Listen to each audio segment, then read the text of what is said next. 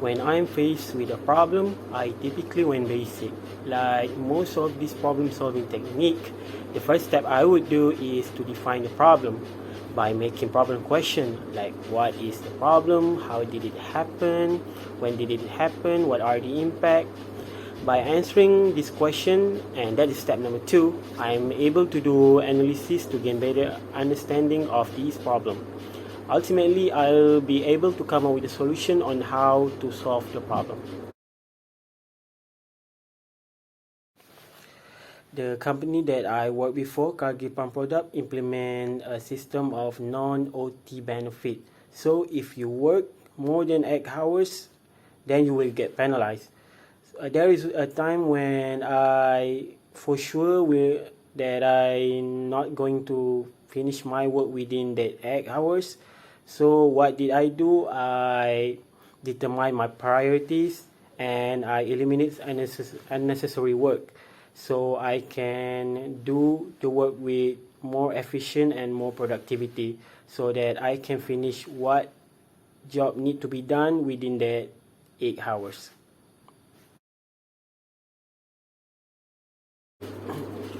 How do I weigh the pros and cons before making a decision? For this part, I've always used majority voting technique, and it got something to do with the quantities over qualities. And by qualities, I mean the decision that I make must have more pros than cons to it. The decision with more pros will have my vote because these pros are the proof that I'm on the right track.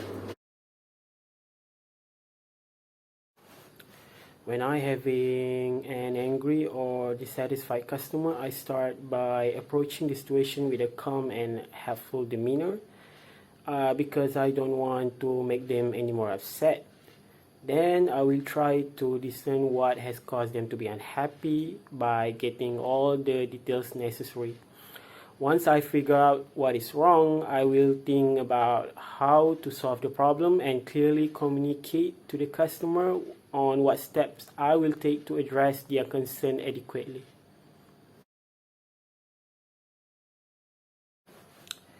As a technician, the metric that I track on a regular basis are time because most of the technician needed time to complete a certain project or maintenance. The lower the time you take to complete a project, then the better the project will be because you will be more productive by taking less time than what the ETA should be.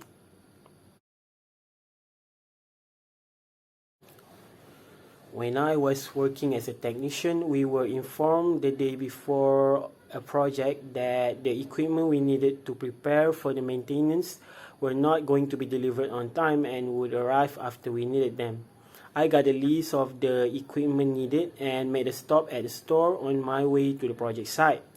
My team and I were able to make the maintenance just in time for the project ETA. As a result, the customer very satisfied with what we done with the project. For this question, first I will ask my manager what features are most important and what the company budget is.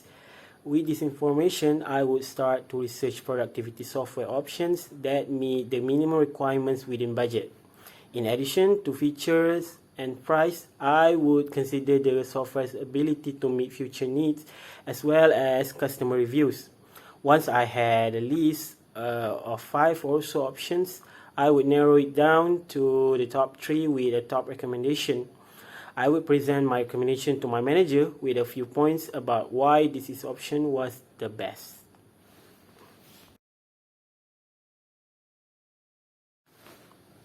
Back when I was working with Cargill Pump Product as a technician, my company bought this gigantic new machine for the use of the production line.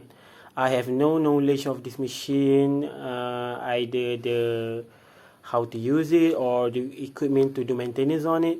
So what did I do? I go back, I train and I learn about the machine. I joined few short courses to learn more about the machine.